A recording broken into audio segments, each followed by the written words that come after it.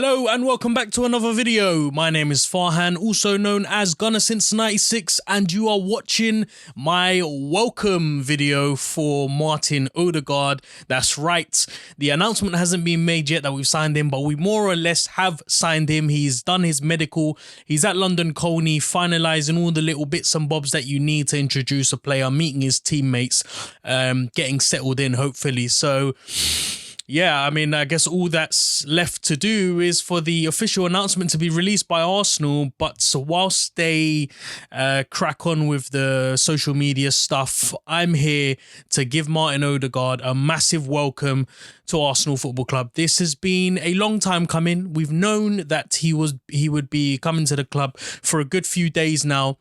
Finally, he landed in Luton Airport last night with all the Arsenal fan base tracking his flights and everything as we do. We were well aware of what was going on every step of the way, which is, you know, you can't find a better fan base than the Arsenal fan base, if you ask me. So I'm gonna talk about Ødegaard a little bit in detail, focus this video on him, what he can bring to the club, what he can do for the rest of the season, how he's going to benefit us, give some stats, give my personal opinions on how I feel about this particular move.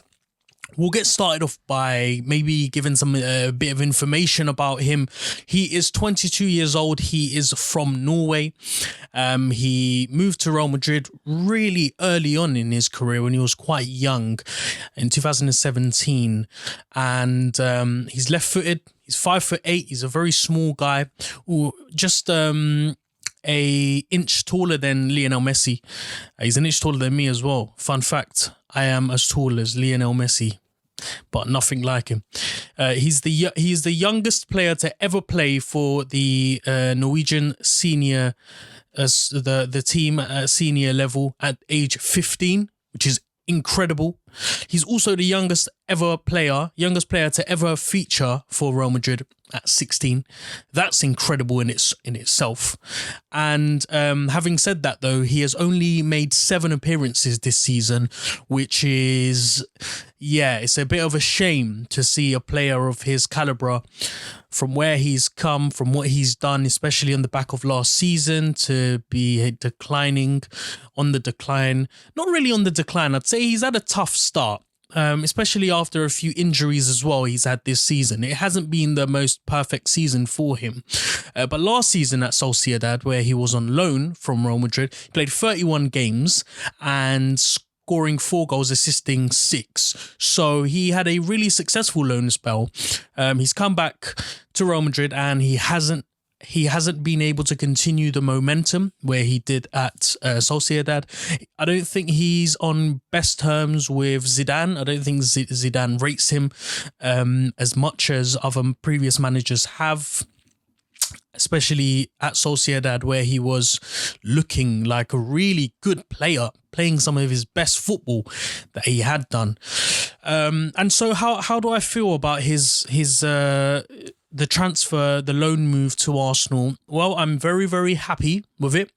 I think it is going to benefit us massively. And I say that because we have been searching for a number 10 replacement, not a replacement of such, but someone who can interchange with Emil Smith-Rowe, someone who can step in when, you know, whenever we feel like Smith-Rowe's on the edge of burnout. We have to remember that Emil Smith-Rowe is still at the very, very beginning of his peak development. He's still transitioning from playing in a sort of reserve level or championship level to, you know, a Premier League level, playing week in, week out. It's great for his development, but you don't want to overdo it. You don't want to burn him out. And most importantly, you don't want to stunt his growth and his development. So this is a really, really smart and intelligent move by Arsenal. The moment that the news came out that Ødegaard he put in a request to be loaned out, and they were there at the forefront. And, you know, it shows a lot from Edu and Arteta. It shows the intent and it shows the bravery, but also the initiative of trying to make a bold statement, and they really have done here, because there are a number of other clubs, there are about 8 other clubs that wanted Ødegaard. He turned down Sociedad, where he had flourished. I don't think Madrid wanted him to go to Sociedad. But look, he had plenty of options available to him, and he chose Arsenal after a phone call made by Arteta. And that says a lot, really. It says the calibre of management that we have at the club right now, especially having heard Frank Lampard being sacked earlier today as well. You have to give some credit to Edu and Arteta that have done the business this window. And so, you know, I totally forgot the word that I wanted to use here. For the purpose of squad rotation, that was it. For the purpose of squad rotation, this is an excellent signing. This is great. And you know, he not only can play in the attacking midfield role, he can play in a various number of roles as well. I reckon that if you put him in a central midfield position, he could do a job there. If you put him on the right, he could do a job there. He has played on the right before as well. And so, yeah, this is a really, really good positive move. And so I'm going to talk about a little bit of the positives that he brings as a player, some of his abilities and his qualities. And I'm going to talk about a little bit about his the cons as well, the negative side of his game, and things that we should look out for and things that might affect his game. But let's start off with the positive things. So as a positive things, I've written down a list here, so I'm going to be looking at my laptop.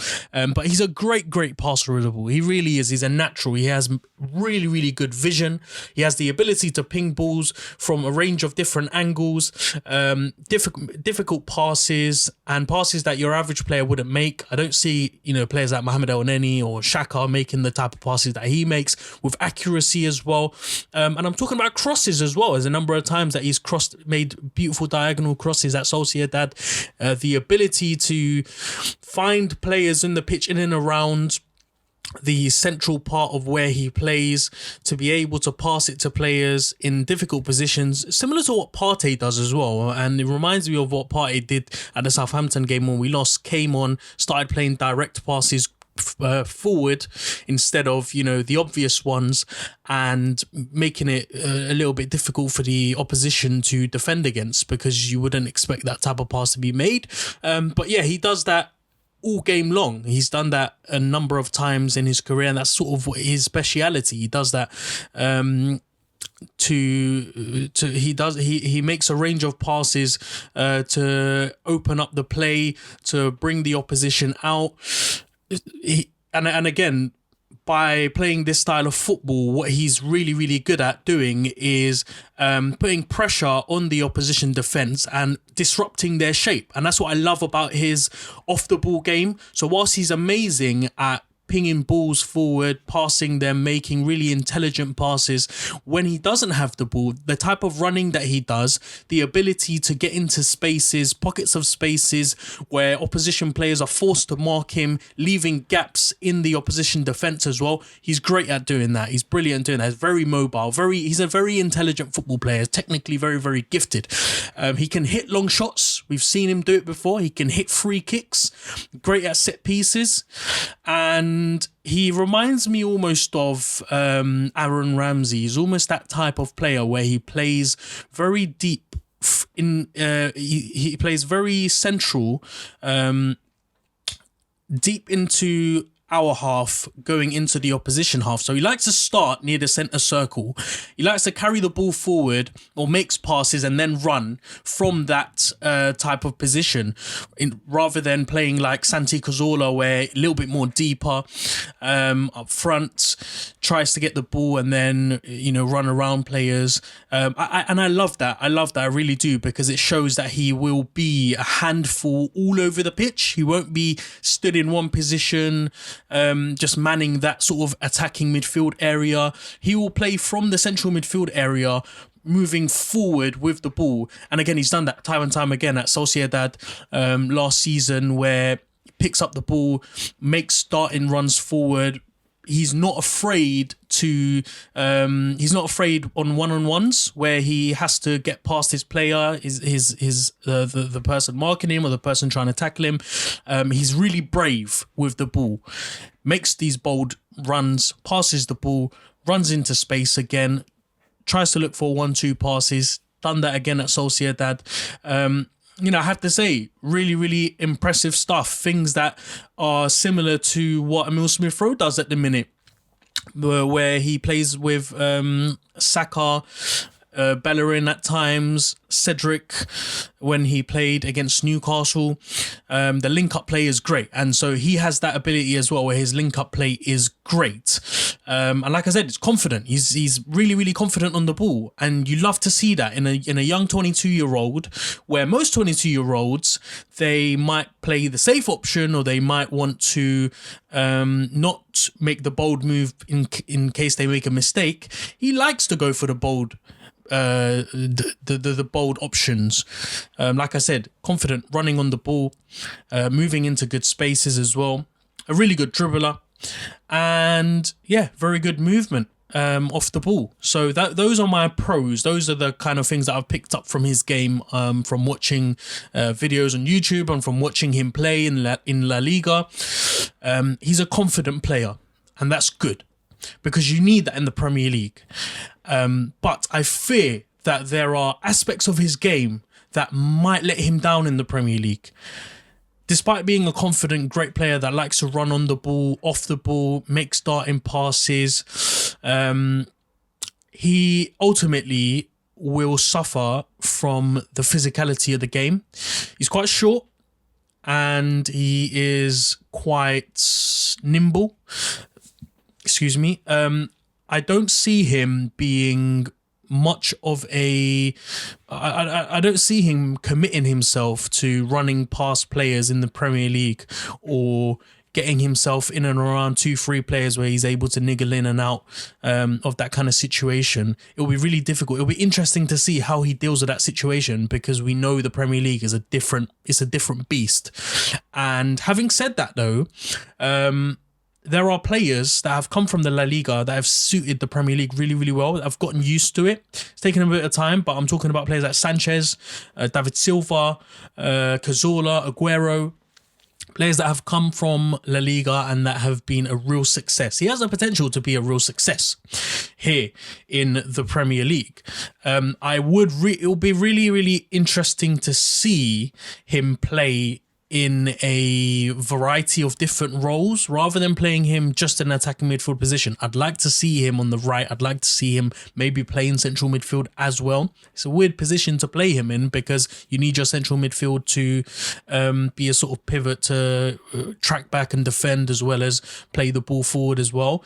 But if there's one thing that I fear with him coming in, is stunting the growth of Emil Smith-Rowe. I really worry that Smith-Rowe's game time will be limited substantially, because to bring in a player like Ødegaard, you must have promised him X amount of game time. And so, like I said, I would hope that Arteta has plans for him to be playing in different positions rather than just in that number 10 role. And I think he would complement Emil Smith-Rowe a lot as well. They both have a lot of things in common. They're both really dangerous on the pitch, alive. Like I said, the pros fit in really well with Emil Smith-Rowe's pros as well in that aspect of the game. He's got no Premier League experience, so it's going to be difficult to see how he reacts to the pace, the intensity, the speed of the game as well. There's no time for just, standing in one position, roaming around. If you want to do that, then you're going to be caught out, and there's no place to hide in the Premier League as well. I really question how long it will take him to settle in. It is a short-term loan. He will be going back, the negotiations, however the season ends, a decision will be made whether Arsenal want to go for him or he just goes back. At the minute, there is a no buy clause. There is no clause to buy him at the end of the season. And so, it takes players a while to settle in when they move in from a different league. How long is it going to take him to settle in? If it takes a short term, as the case is with his loan, then it will be a complete waste of time. But I imagine that he will have all the motivation in the world because here comes a player that's been left out of Real Madrid. He's obviously quite frustrated at what's happened to him, how Zidane has treated him, only being given 7 opportunities to play.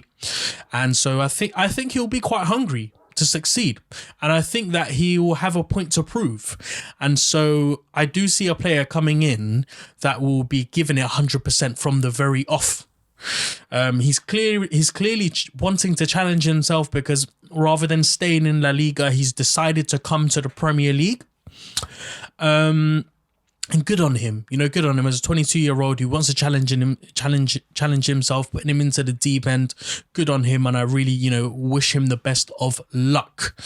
That's it, really. That's the only worrying things I have about him. His lacking of physical ability, his lacking of Premier League experience, and the fact that he hasn't been playing much this season.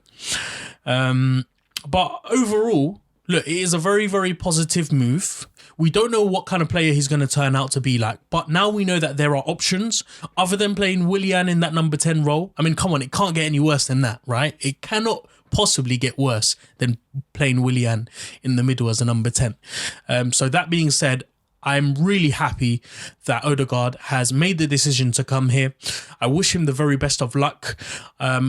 All the facts tell us that he should be a really good player. He has the technical abilities. He has the playing abilities off and on the ball to be a success in the Premier League.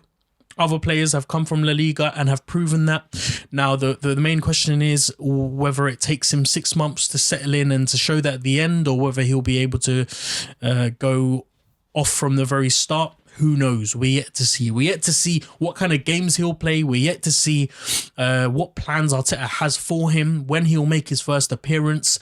But games are coming thick and fast. We've got Southampton, and then we've got United, and then we've got Wolves. And the season is relentless, especially with the Europa League around the corner as well. This has been a really, really positive move. I'm going to leave it there.